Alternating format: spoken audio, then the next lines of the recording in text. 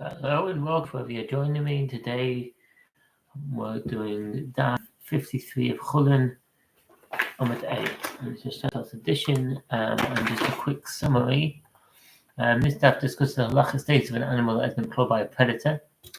The Mishnah rules that if the predator is a size similar to the victim, then the victim is rendered terefa, unfit for consumption. However, if the predator is significantly larger than the prey, then the victim is not rendered terefa. This ruling is based on the principle that the predator's claws are not considered to be sharp enough to cause a terefa wound.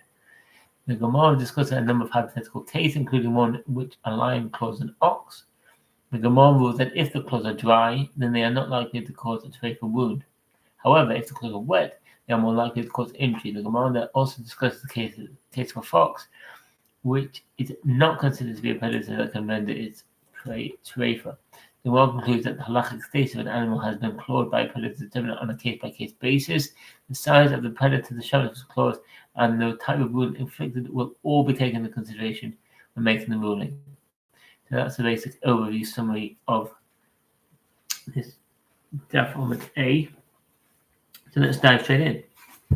Does a cat render an animal terefa through clawing, or does a cat not render it into terefa through clawing? I've said to him, even a weasel, which is smaller than a cat, does render an animal terefa through clawing. And Kahana also asked him, does a weasel render an animal a terefa through clawing, or does a weasel not render a terefa through clawing? Excuse me. But I've said to him, even a cat does not render an animal a terefa through clawing. Well, Kahana also asked him, with regard to a cat and a weasel, do they render an animal terefa through clawing, or do they not render a terefa through clawing? Well, I've said to him, a cat does render an animal terefa through clawing, but a weasel does not render a terefa through clawing. Okay, so I've found a distinction between a cat and a weasel. The weasel renders an animal terefa through clawing, but the weasel does not render it a terefa through clawing through the same method. The Gemara clarifies, and the apparent contradiction between these responses is not difficult. That was what I said to him. Even a weasel is not rendered an animal terefa through clawing.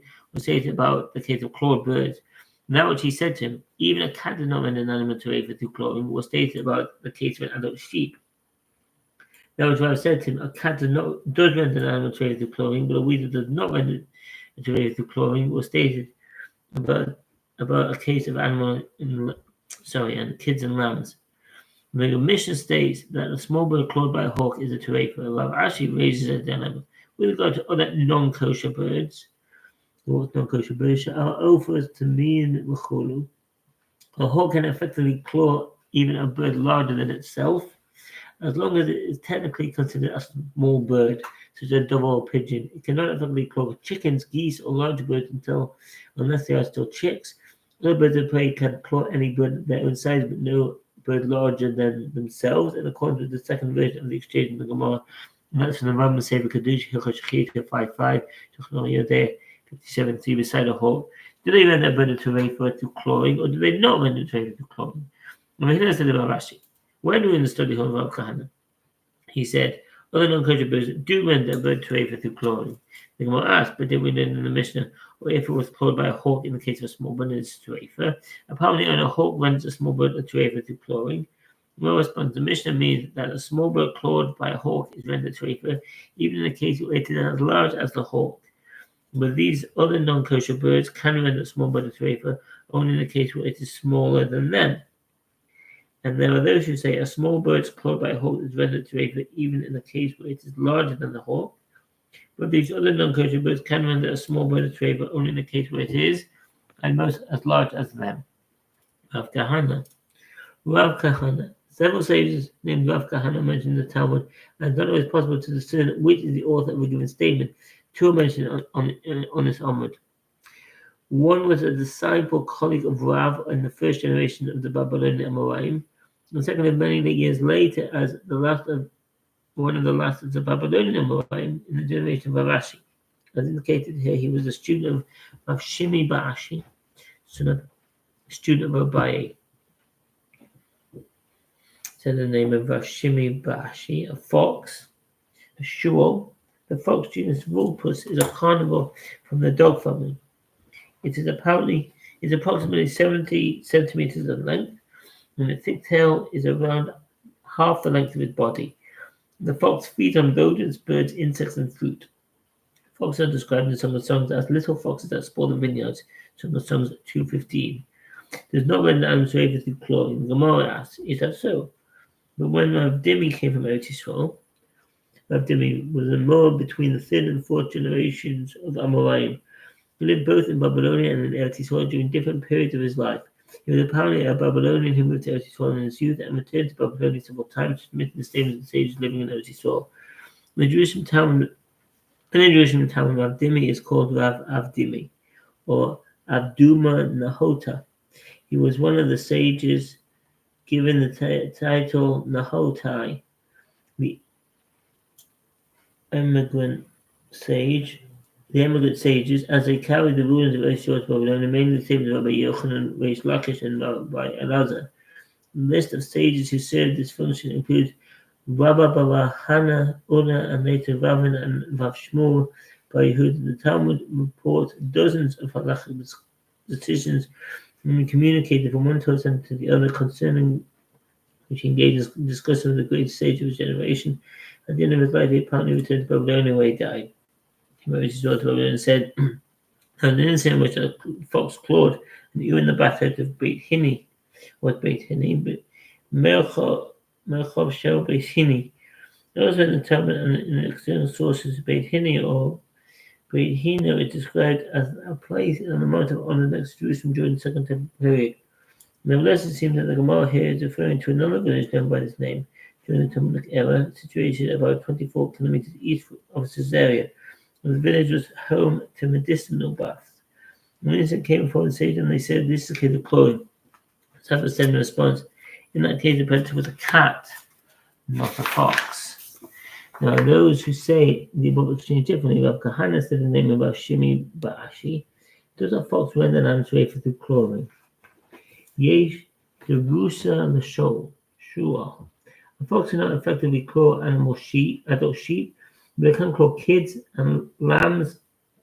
Certainly based on content, the second version of Rav Kahana's statement and the discussion in the Gemara.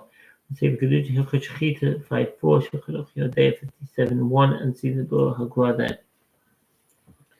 And the other footnote, some understand that according to this version of the statement, a fox can claw even large animals such as cattle. Other early commentaries disagree, since a fox is smaller than a wolf, and the Gemara 52b states that a wolf is the smallest animal that can effectively claw certain kinds of livestock in Ramban.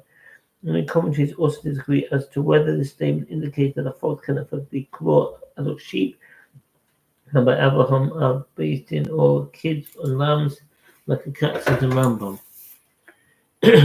The Gemara asks, is that so? But when Rav Dimi came from Eretz Yisrael to Babylonia, he said there was an incident in which a fox clawed you in the bathhouse of Beit Hini. When the incident came before the sage, and they said, "This is not a case of clawing." Rav Stafford said in response, "In that case, the predator was a dog, not a fox." And Rav Yosef said, "We have a tradition that the dog cannot render an animal through clawing. The dog cannot effectively claw any animal, even a bird, in accordance with the statement of Rav Yosef. If a dog bit an animal left no mark, the animal needs no inspection unless the bite was on the neck. And in that case, one would be concerned that the gullet may have been perforated. Okay, sure. If the bite reached the recesses of the animal, treat it as though a thorn had been perforated to the recesses. Say Kedusha Chachita 5:6 Shulchan 57:1. With regard to the definition of clawing, if a predator bit an animal or clawed it with its hind leg, the injury is treated as though it was caused by a thorn, in accordance with the statement of Abaye. Say Kedusha Chachita 5:7 Shulchan 7:6, to the exclusion of clawing with a hind leg, which does not render the animal terrific. Additionally, clawing is only with the claw, instead of savaging with the tooth, which does not render the animal terrific because the teeth contain no venom. And clawing is only through an intentional act. Only must be an intentional act of the predator. If it clawed unintentionally, e.g., if it fell on the prey by accident or clawed it while asleep, the act is not considered clawing.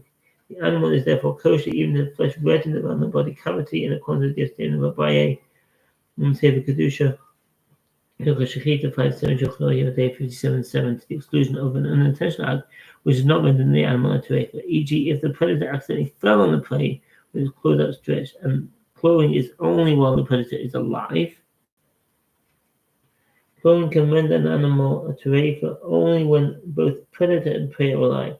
If the predator dug its heels into the prey and died before it withdrew them, or if its foreleg was cut off, or the prey was slaughtered before the predator removed its claws, the animal is kosher in accordance with the statement of Abaye.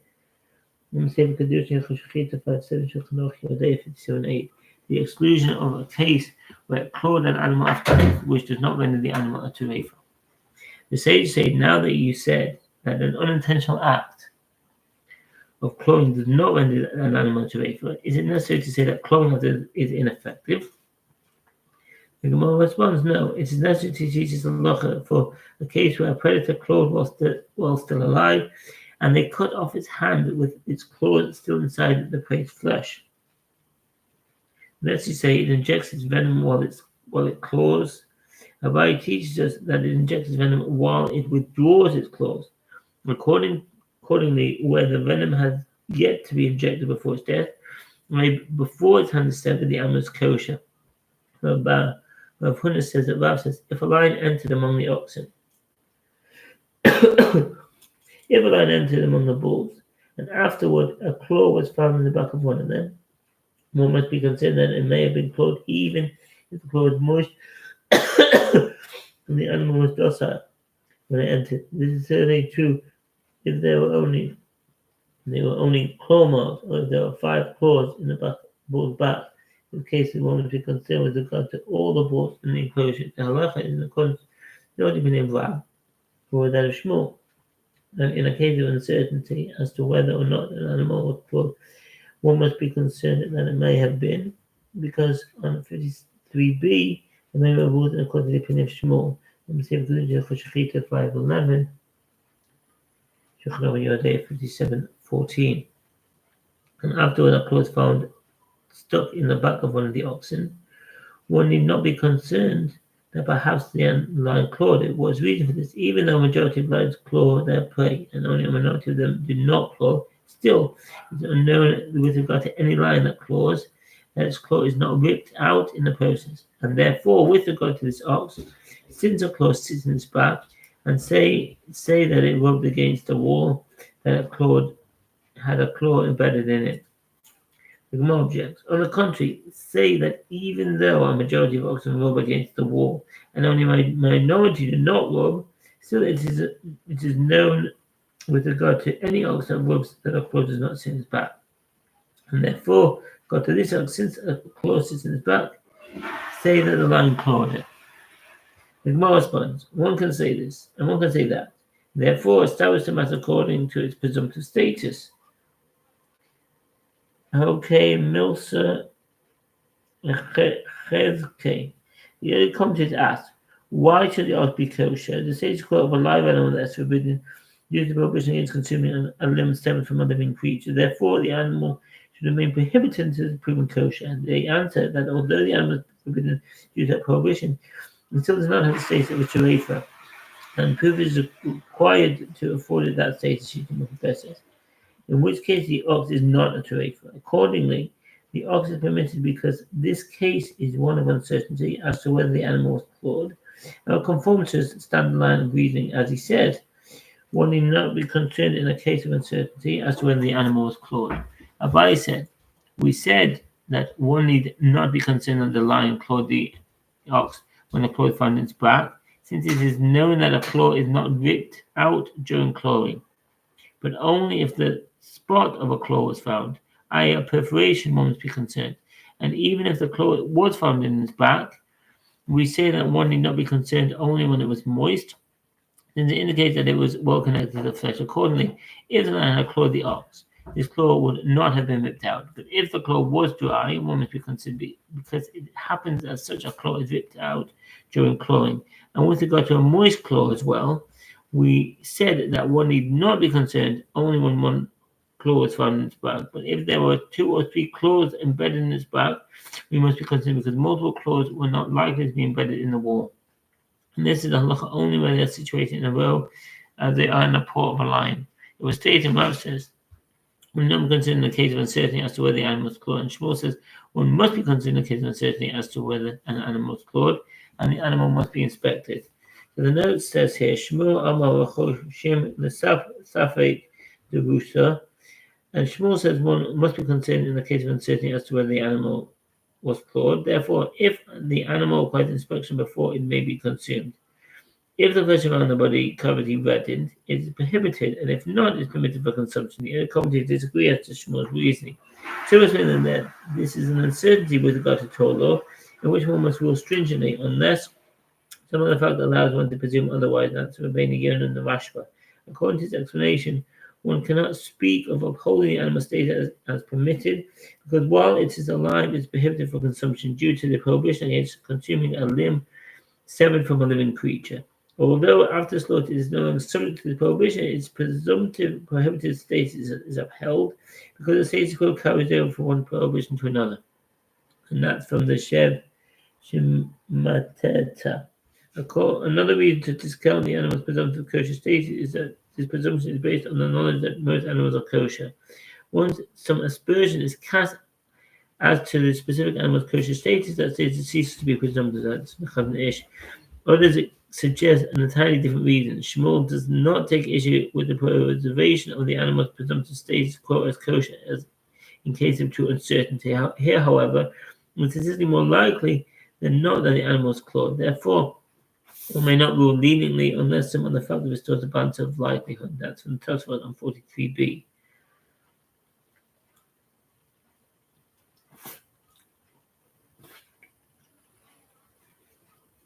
The Gemara explains, everyone agrees that in the end, where it is uncertain whether a predator entered, one must be concerned in case of uncertainty as to whether an animal was clawed only if it is certain that the predator came in contact with the animals. Whether or not the predator entered the area, or whether the predator was a lion or a dog, or if the animal may have been injured in some other way, one need not be concerned that the animal may have been clawed. In accordance with the Gemara, one can claim to be uncertain only if he actually saw. So only if one actually saw both a lion and a dog, or two other concrete factors that could have caused the injury. The Torah, citing the Rashba, notes that if one is merely presented with an injured animal, one must presume it was injured in the most likely way, whatever that may be. That's in the Rambam Sefer Kedusha, Chachita 5:12, Shulchan Aruch 57:13. The pen or cube, and uncertain whether it did not enter, I will say that it did not enter. This situation is a compound uncertainty. It is uncertain whether or not the predator entered the pen, and even if it entered, it is uncertain whether or not it clawed the animal. And that's from the Tot Habayit. Furthermore, if it was known that the animal entered, but it is uncertain whether it was a dog, and uncertain whether it was a cat, I will say that it was a dog, which cannot render an animal's favour through clawing. And even if the predator entered, but it was quiet, I should say, if one saw a lion enter among the oxen, or a bird of prey entered a bird cage, and the predator and the animals are quiet, one may say that they made peace and no clawing occurred. Likewise, if both shudder and scream, one need not be concerned because each is afraid of the other. And the animal tore off one of their heads, one need not be concerned for the others, even if the lion makes no noise, but they shudder and scream, since it is presumed that its anger has subsided after the first kill, in the context of Gemara. This is only if it killed the first, but was not witnessed harming the others. If it injured one of them, or even killed one, and then clawed another, all the animals in the pen are forbidden, as it is clear that its anger has not subsided. Rambam Sefer Kedusha Chashchita 5:11, Shulchan Aruch 57:9, and the comment of Ramah. And sat among the animals, and I will say he made peace with them, all as though it were tame and did not claw them. And if it decapitated one of them, I will say that its anger subsided afterward, and it did not claw other animals. And if it was roaring and they were clocking, I will say that they are only frightening each other, and one need not be concerned. So that started the Amud B. Thank you very much for listening, and I wish you all the best.